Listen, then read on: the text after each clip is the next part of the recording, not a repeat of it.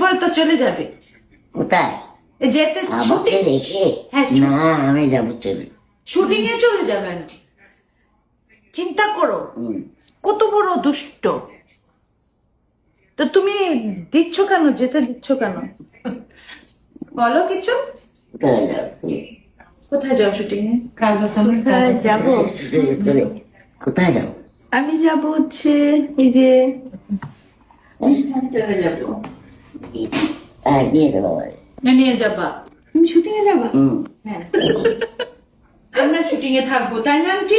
আমরাও শুটিং করব। আমাদেরও তো দাম আছে, বলো। তুমি ওর মা না, তাহলে সে তোমাকে রেখে রেখে চলে যায়, তো তুমি কিছু বলো। আমাকে নিয়ে যাবি? তুই নিয়ে যাবি? শুটিং এ যে তুমি অসুস্থ মানুষ আরো অসুস্থ না হবে না? বলো, বলো তুই কি অসুস্থ হস? তুই তুই কি অসুস্থ?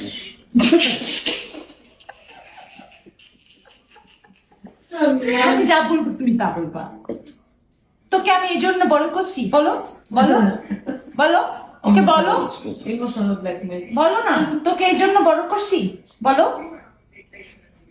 এই আন্টি বলো না, বলো তোকে এই জন্য বড় তোকে এই জন্য কি বড় করছি? পর্দায় তিনি প্রিয়দর্শিনী, লাখো ভক্তের হৃদয়ের রানী, কিন্তু বাস্তব জীবনে তিনি এক আদর্শ কন্যা।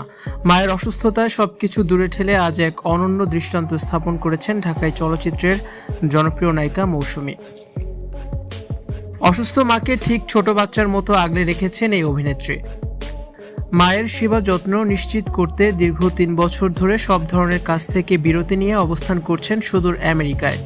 এই দীর্ঘ সময় মায়ের কথা চিন্তা করে নিজের ক্যারিয়ার তো বটেই, এমনকি স্বামী ওমর সানি এবং সন্তানদের থেকে দূরে রয়েছেন মৌসুমী।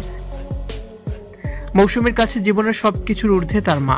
মায়ের জীবনের শেষ মুহূর্তগুলোতে কোনো অপূর্ণতা রাখতে চান না তিনি। সংসার, সন্তান কিংবা তারকা খ্যাতি, কোনো কিছুই তাকে মায়ের দায়িত্ব থেকে বিচ্যুত করতে পারেনি। মায়ের এই কঠিন সময় নিজের জীবনের সব সুখকে তুচ্ছ করে কেবল সেবাকেই বেছে নিয়েছেন তিনি।